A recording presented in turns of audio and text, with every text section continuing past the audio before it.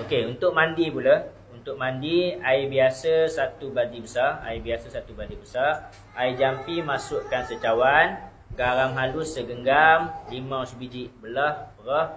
Ramah-ramah kacau dalam baldi. Air biasa 1 badi besar. Air jampi masukkan secawan. Garam halus tadi segenggam. Limau sebiji. Belah, perah. Ramah-ramah kacau dalam baldi tadi. Mandi dahulu dengan air biasa. Bilasan baru buat mandi limau. Okey, mandi limau-limau yang kita belah perah tadi tu, gosok-gosok di kepala, gosok-gosok di badan, mana-mana tempat yang kita sakit. So baby pun bagi mandi juga limau tu. Okey, mandi limau ni buat sebelum maghrib. Itu waktu yang terbaik sebelum maghrib. Ya, cuma kalau kerja selepas asar, di antara waktu asar tu waktu maghrib, itu waktu yang terbaik.